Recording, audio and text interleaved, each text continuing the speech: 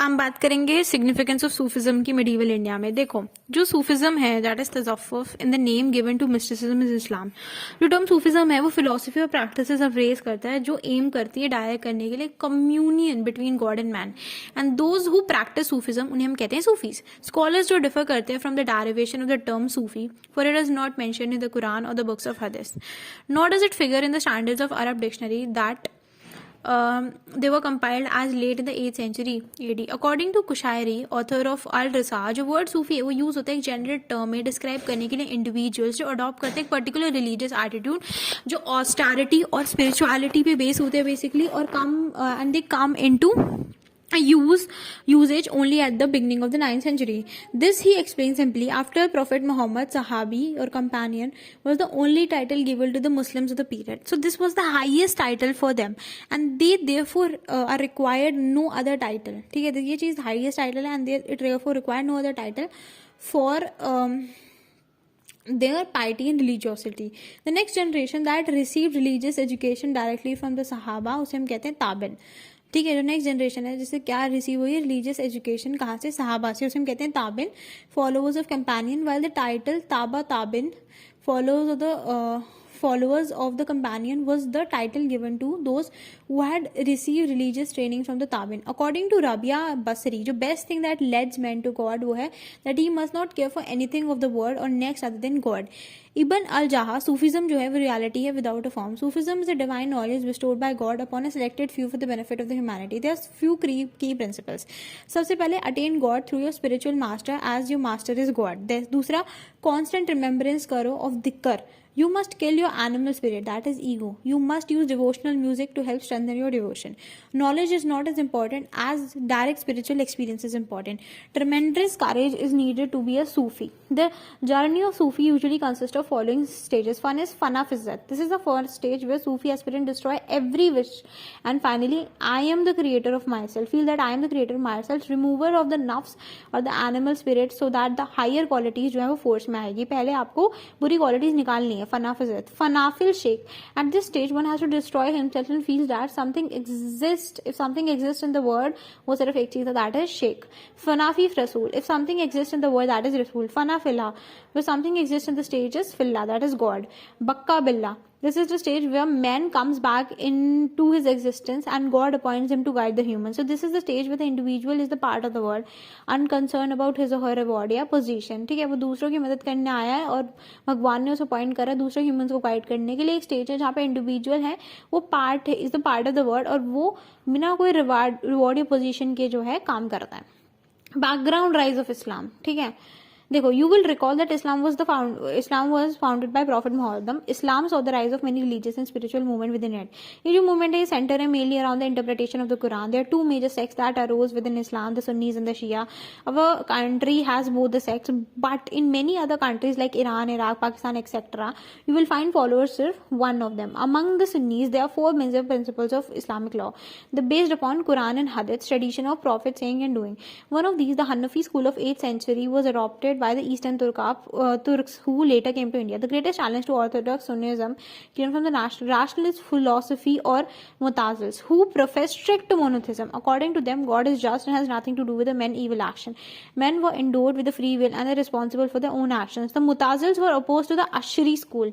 Men are endowed with the free will and they are responsible for the own action. Founded by Abu Hasan Ash'ari, the Ash'ari school evolved its own rationalist argument in the defense of the Orthodox doctrine, that is Kalam. This school believes that God knows, sees and speaks. The Quran is eternal and uncreated. The greatest exponent of the school was Abu Hamid al-Ghazali, who was credited with having reconciled orthodoxy with mysticism. He was a great theologian of 1095 who began to lead a life of Sufism. He is deeply respected by both orthodox elements and Sufis.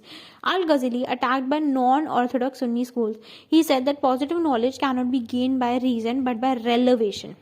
Sufis owed their allegiance to the Quran as much as the ulemas did.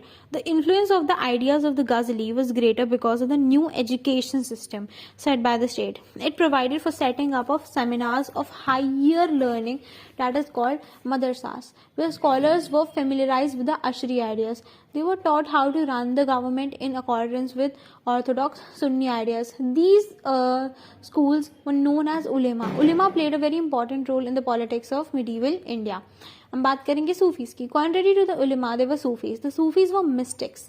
They were pious men who were shocked at the degeneration in the political and religious men. They opposed the vulgar display of wealth in the public life and readiness of the ulama to serve ungodly rulers. Many began to lead a retired ascetic life, having nothing to do with the state. The Sufi philosophy also differed from the ulama.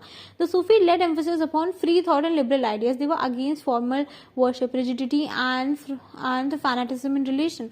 The Sufi turned to meditation in order to achieve religious satisfaction. Like the Bhakti saints, the Sufi too interpreted religion as love of God and service of humanity. In course of time, the Sufis were divided into different silsilas, orders, with each silsila having their own pir or guide that is called Khaja or Sheikh. The pir and his disciple live in Kankha. A pir nominated a successor of Wali from his disciple to carry out the work. The Sufi organized Sama, that is the recital of the holy song, to arouse mystical ecstasy. Basra in Iraq became the center of Sufi activity. It must be noticed that Sufi saints were not setting up a new religion, but they were preparing a more liberal movement with the कह सकते हैं framework of Islam. They own their allegiance to the Quran as much as the ulema did. अब बात करते हैं आगे. An interesting feature of the introduction of Sufism in India, as Nizami pointed out, was that it was introduced at the very beginning of the establishment of Muslim rule and the later rise and spread all over India. In other words, it developed in a period where free thought and scientific research and development had been suppressed in West and Central Asia in the early 10th century, as was pointed only by the Professor Muhammad Habib in the introduction of Nizami book. The Sufi stream came to India when Sufi thought was delinked from the natural mysticism, as was not playing an active role in bringing about any social transformation in the Karmatrians or Shah Inayat that tried to do. It was institutionalized into different silsilas and each confined itself to the vilayat. The major silsila in India were Chishti, Suharwadi, Naqshbandi and Qadri. Abu Fazl and Ain Akbari gave a list of all the existing silsilas during this period, with some details leading Sufis. The role of Sufis must be understood in proper social context in order to better understand and appreciate their values contribution. Analyzing the social role of the Sufis, K. Damodharan says Sufism was the spiritual reflections of the growing social conflict. Sufis disliked the vices and luxurious lives of the upper class, which violated the Quranic precept of simplicity and the brotherhood of men. They saw that Islam was becoming more and more subordinate into the state, and that the ulema, the qazis and the mullahs, representing religious orthodoxy, they were exploiting the Quranic doctrines to uphold and justify a social system that was based on oppression, but at the same time they found themselves in the helpless position, unable to mobilize the people and fight for justice and the purity of Islam. Sufism in India. The advent of Sufism in India is said to be in the 11th and 20th century. One of the early Sufis of eminence who settled in India was Al-Hujwari, who died in 1089, popularly known as Data Ganj Bakhsh, or distributor of unlimited treasure. In the beginning, the main centers of Sufis were Multan and Punjab. By the 13th and 14th century, the Sufi has spread to Kashmir, Bihar, Bengal and Deccan. It must be mentioned that Sufis had already taken on a definite form before coming into India. Its fundamental moral principle, teachings and order, system of fasting, prayers and practices of living in kankhas have already been fixed. The Sufis came to India via Afghanistan on their own free will. The emphasis upon a pure life, devotional love and service to humanity made them popular and earned them a place of honor in Indian society. Abu Fazl, while writing in Ain Akbari, speak of 14 silsilas of the Sufis. However, in this lesson, we shall outline only some of the important ones. The silsilas were divided into two types, Bashara and Beshara. The Bashara were those orders that follow the Islamic law, that is Sharia, and their derivatives are such as Namaz and Roza. Chief among them are Chishti, Shuharwadi, Qadri and Naqshbandi silsila. The Beshara silsila were not bound by Sharia. The Qalandars belong to this group. Now I'll talk about Chishti silsila. The Chishti order was founded in the village of Khwaja Chishti, that is near Herat. In India, the Chishti silsila was founded in Khwaja Muniuddin Chishti, that is was born in 1142, who came to India around 1192. He made Ajmer the main center for the teaching. He believed that serving mankind was the best form of devotion, and therefore he worked amongst the downtrodden. He died in Ajmer in 1236. During Mughal times, Ajmer became a very leading principal center because the emperor regularly visited the Sheikh tomb. The extent of the popularity can be seen by the fact that even today millions of Muslims and Hindus visit his dargah for the fulfillment of the wishes. Among his disciples were Sheikh Hamimuddin of Nagaur and Qutbuddin Bakhtiyar Kaki. The former lived the life of a poor peasant, cultivated land, and refused Iltutmish's offer of grant of village. The Kanka of Qutbuddin Bakhtiyar Kaki was also visited by people from all walks of life. Sultan Iltutmish dedicated the Qutub Minar to his saint, descent. Sheikh Fariduddin of Ajodan, that is Patan in Pakistan, popularized the Chishti Silsila in modern Haryana and Punjab. He opened his door of love and generosity to all. Baba Farid, as he was called, was respected by both Hindus and Muslims. His verses, written in Punjabi, are quoted in the Adi Granth. Baba Farid's most famous discipline, that is Sheikh Nizamuddin Aulia, was responsible for making Delhi an important center of the Chishti Silsila. He came to Delhi in 1259, and during his 60 years in Delhi, he saw the reign of 7 sultans. He preferred to shun the company of rulers and nobles and kept aloof from the state. From him, renunciation meant distribution of food and clothes to the poor. Among his followers were the noted writer Amir Khusro. ठीक है, हम बात करेंगे आगे, that is your सुहारवादी सिलसिला. This silsila was founded by Sheikh Shihabuddin Suharwadi. It was established in India by Sheikh Buhahuddin Zakaria. He set up a leading Kankha in Multan.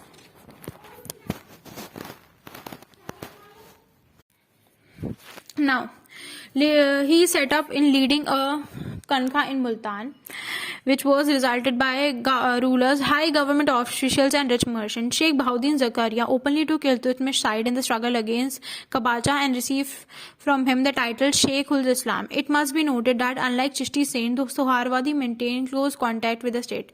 They accepted gift, Jagir and even government posts in the ecclesiastical department. The Suharwadi Silsila was firmly established in Punjab and Sindh.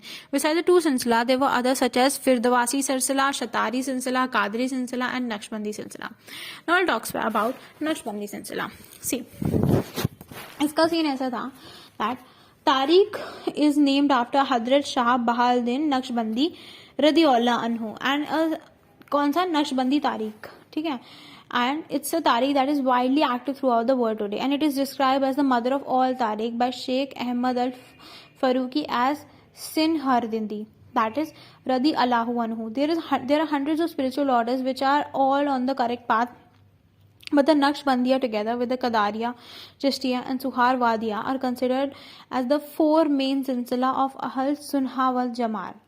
The designation of the Naqshbandi golden chain have changed from century to century. From the time of Hadrat Abu Bakr as Siddiqui Radi Allahu Ta'ala anhu to the time of Hadrat Baisid al-Bistami Radi Allahu Ta'ala anhu, it was called As Siddiqiya.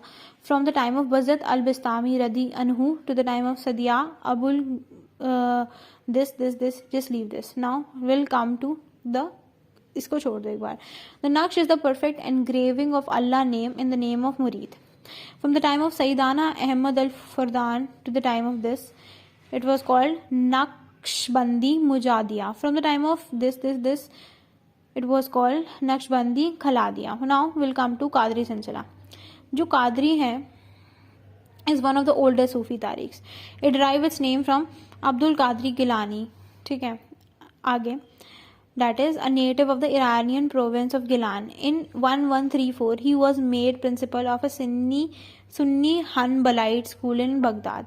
His contribution and renown in the science of Sufism and Sharia was so intense that he became known as the spiritual pole of his time. Al-Gautam Al-Azam, the supreme helper, was the mightiest school. His writings were similar to those of Al-Ghazali in that they dealt with both the fundamentals of Islam and the mystical experience of Sufism. The order is the most widespread in the Sufi order in the Islamic world and can be found in Afghanistan, India, Bangladesh, Pakistan, Turkey, Balkans, China, as well as much of the East and West Africa, that is like Morocco. Now I'll talk about the significance of the Sufism. See, the Sufi movement made a valuable contribution in Indian society, like the Bhakti saints who were engaged in breaking down the barriers within Hinduism. The Sufis too influenced a new liberal outlook with Islam. The interaction between early Bhakti Sufi ideas laid the foundation for more liberal monuments of the 15th century. You will read that Saint Kabir and Guru Nanak had preached a non-sectarian religion based on universal love. The Sufi believed in the concept of Wahadat ul Wajad, that is unity of being, which was promoted by Ibn Arabi. He opined that All beings were essentially one. Different religions were identical. The doctrine gained popularity in India. There were also much exchange of ideas behind the Sufis and Indian yogis. In fact, the Hatha Yoga treatise Amrita Kunda was translated into Arabic and Persian. A notable contribution of the Sufis was their service to the poor and downtrodden section of the society. But the Sultan and ulema often remained aloof from the day-to-day problems of the people. The Sufi saint maintained a close contact with the common people. Nizamuddin Aulia was famous for distributing gifts among the needy irrespective of the religion or caste. It is said that he did not rest till he had heard every visitor at the Khanqa. According to the Sufi, the highest form of devotion to God was the service of the mankind. They treated Hindus and Muslims alike. Amir Khusro said, though the Hindu is not like me in the religion, he believes in the same things that I do. The Sufi movement encouraged equality and brotherhood. In fact, the Islamic emphasis upon equality was respected far more than the Sufi than by the ulema. The doctrines of the Sufi were attacked by the orthodoxy. The Sufis also denounced the ulema. They believed that ulema had succumbed to word by temptation and they were moving away from the original democratic and egalitarian principles of the Quran. The battle between the orthodox and liberal elements continued till the 6th and 7th and the 8th century. 16th, 17th and 18th century. The most notable writer of the time was Amir Khusro, the follower of Nizamuddin Aulia. Khusro took pride in being an Indian and looked at the history and culture of Hindustan as a part of their own tradition. He wrote verses in Hindi and employed, that is Hindvi, and employed the Persian meters in Hindi. He created a new style that is called Sabaki Hindi. By the 15th century, Hindi has begun to assume a definite shape, and Bhakti saints such as Kabir used it very extensively. ठीक है, अब बात करते हैं आगे. That is Mughals and Sufis. See I think इतना would be enough for Sufis because I think जो first है that would be you would be writing that in 2 pages. Then there are around Sufi का background, Sufis के बारे में, and that would take I guess at least 5 pages. And then you will write about 4 silsila. So there are 1 page, 1 silsila, 9, and then significance. So I think it's more than enough. I don't think that you need to do the Mughal part. Okay.